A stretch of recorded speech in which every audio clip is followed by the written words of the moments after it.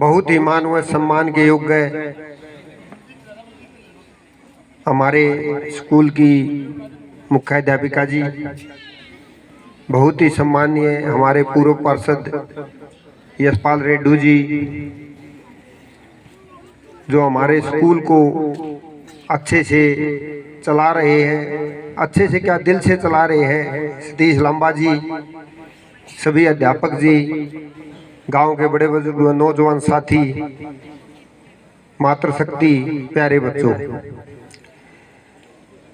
आज के दिन के लिए तो सतीश जी ने भी बहुत बताया। अकबर गणतंत्र दिवस क्यों मनाया जाता है, इसमें हमारे देश के युवाओं का, स्वतंत्रता सेनानियों का क्या योगदान रहा है और हमारे स्वतंत्रता सेनानियों ने कितना बलिदान दिया है।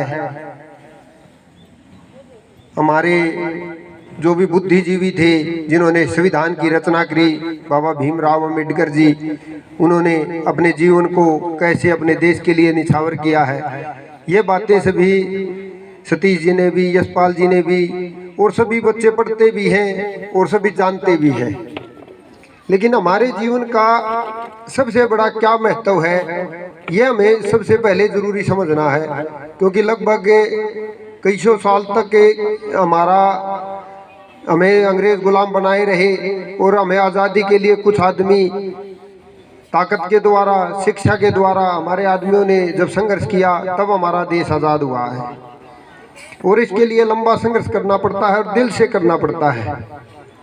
हमारे अंदर दो चीजें हैं, एक शरीर है जो भौतिक है और एक चित्त है जिससे हमारी क्रियाएं होती हैं।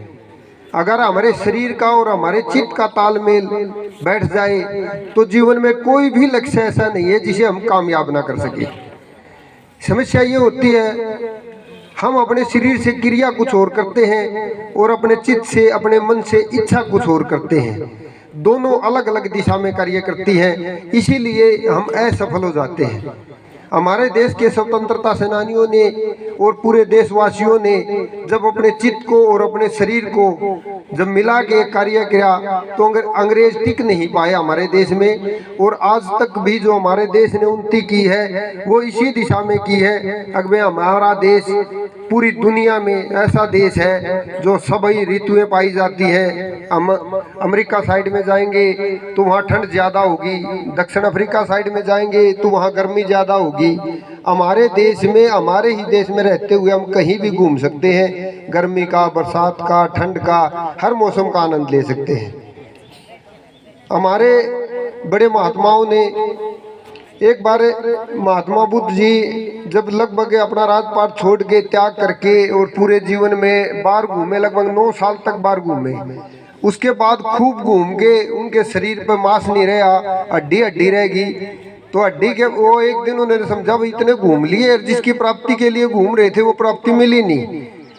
तो वो बोधि वृक्ष के नीचे पलोथी मार के बैठ गए। लगभग 9 दिन तक वो पलोथी मार के बैठे रहे और उसके बाद जब वो उठे तो उनका समझ में आया अब हमने जीवन में करना क्या है।